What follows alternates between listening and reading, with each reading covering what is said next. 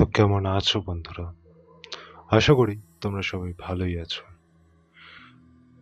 ঠিক যেরকম কথা দিয়েছিলাম যে এবার থেকে রেগুলার ভিডিও আসবে, তো সেরকমই আবারও নিয়ে চলে আসলাম তোমাদের কাছে নতুন একটা ভূতের গল্প নিয়ে।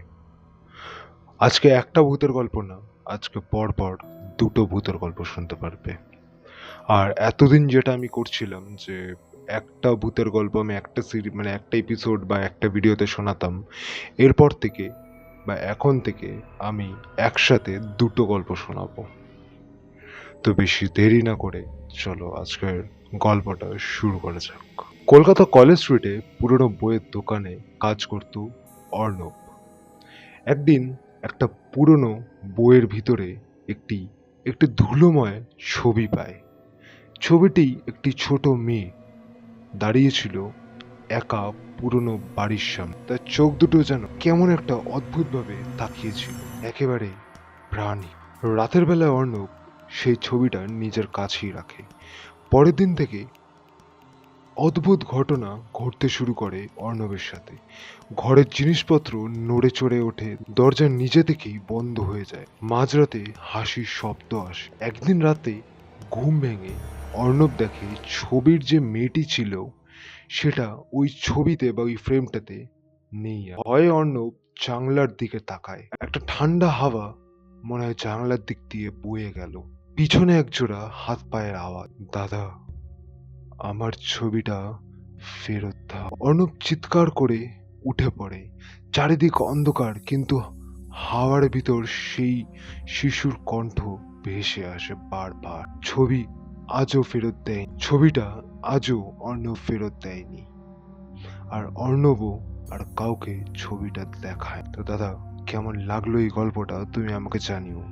হয়তো এটা ছোট একটা গল্প, কিন্তু আমার বন্ধুর সাথে ঘটে যাওয়া একটা সত্যি ঘটনা তোমায় পাঠালাম। কথাগুলো আগে লিখলাম না, পরে লিখে দিলাম। সত্যি কথা বলতে গল্পটা সত্যি গায়ে কাটা দেওয়ার মতন ছিল। হয়তো ছোট গল্প, কিন্তু গায়ে কাটা দেওয়ার মতন ছিল। চলো পরবর্তী গল্প যাওয়া যাক। কলকাতার শরৎলিপির এক প্রাচীন বাড়ি, নিমতলা ভিলা নাম ছিল এই বাড়িটার। অনেক বছর ধরে ফাঁকা পড়ে বাড়ির চারপাশে ঝোপঝাড়ে ভর্তি হয়ে গেছে। আর রাত হলেই শোনা যায় অদ্ভুত কান্নার আওয়াজ। একদিন সাহসী কলেজ ছাত্র অরিত্র আর তার বন্ধুরা ঠিক করলো ভূতের গল্পের সত্যতা যাচাই করতে ওই বাড়িতে রাত কাটাবে। হাতে টর্চ, ক্যামেরা আর অল্প কিছু খাবার নিয়ে তারা ঢুকলো সেই বাড়িতে। রাত বাড়তেই হঠাৎ বিদ্যুৎ চমকানোর শুরু হলো। জানলার কাঁচগুলো যেন নিজেই কাঁপতে লাগলো। হঠাৎ এক বন্ধুর মুখ দিয়ে বেরিয়ে এলো চাপা গনানির শব্দ। যারা গনানি মানে বোঝো না, তারা হচ্ছে একটা, হয় না যে অনেক সময় আমরা আওয়াজ করি, জাস্ট এরকম টাইপের আওয়াজ। আর সে মাটিতে লুটিয়ে পড়ল।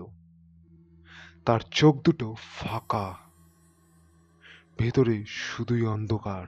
অরিত্র বুঝল কিছু একটা ছায়ামূর্তি তাদের ঘিরে ফেলেছে।